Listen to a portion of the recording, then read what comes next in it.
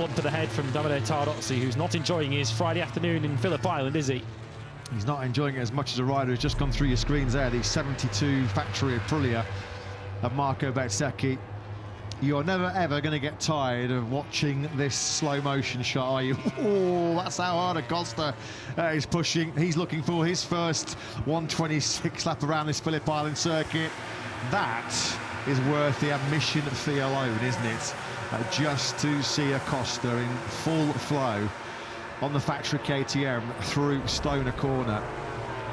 Here is Bagnaia then now tips the factory Ducati into the Duan corner. 14th at the moment for Bagnaia, 127.816, a mile behind Bezzecchi's best pace, 1.236 seconds to be precise.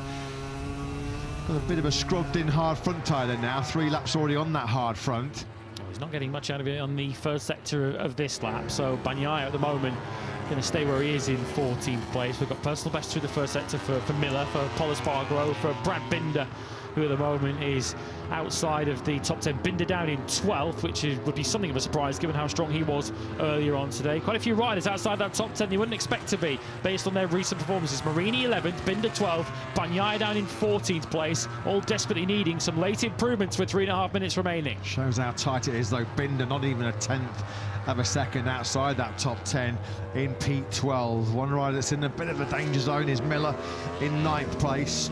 Miller is putting together a potential best lap of the session so far for the Aussie, and he needs it because he's right on the cusp in 9th. Best from Miller so far, 127.406. Will track Bagnaia through the final corner. Just about across the line ahead of him is Jack Miller on board now then with the Aussie. Stays in P9 now. That was his best lap of the session, a 127.330. We know he can't relax with just under 3 minutes of the session remaining. Not a given this, that Miller's through. So that all-time lap record of Martin at the start of the day has been beaten by 7 riders, all the way down to Acosta, who's done a 27.1. So you're going to have to be lapping at previous lap record pace just to get yourself in to Q2 at this rate. Ralph Fernandez, a rider worth watching. He's going very well halfway around the lap as he looks to climb up from P6. Zarco, 2023 Australian Grand Prix winner in that memorable Saturday encounter when he came charging through, as a whole host of riders did do late on, to pick off the fast-fading Jorge Martin, who bolted at the front on that Michelin soft rear tyre. Look at this from Bagnaia. Now, where does this come from? This would be, talk about a bolt out of the blue. Bagnaia's halfway through the 3rd sector right now on that factory Ducati. Ralph Fernandez consolidates his place in Q2. Fernandez with a 127 flat. Costa has nailed sector 2 as well. His name pops up at the bottom of your screens. Bagnaia, this is not going to be threatening Bezzecchi's 126.5. You won't care about that. Imperative for Bagnaia at the moment is to just get himself inside that top 10. We'll track the 63 then now through the final corner. Is this going to be good enough to push Pecco inside the all-important top 10? Over the line he goes. It is 14th to 7th, a 127.132.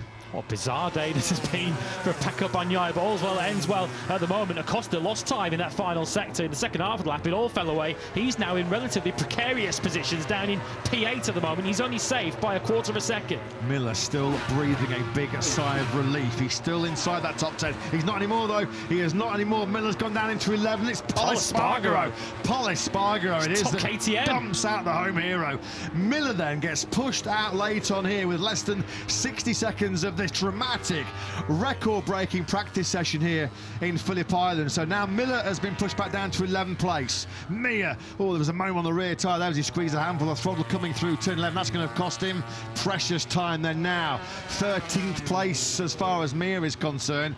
Over the line he goes. There's going to be no improvement from the Spanish rider. Fair play, Pol Espargaro, the fastest KTM on this Friday afternoon in Phillip Island. Bagnaia has rolled off. I think he's in the final 2 corners there, so he might just get round for one more lap. We're seeing what happened on this most recent run into Miller corner turn 4, and he completely overshoots it, even overshoots the long lap penalty loop. Bagnaia not completely safe for the moment in 8th place, nor is Aldeguer, who's right on the cusp in 10th. Bezzecchi ain't done yet either. He's just at the second, or the fastest second sector of the session, now the fastest third sector of the session. As if a 126.580 is not good enough as far as the factory Aprilia rider is concerned.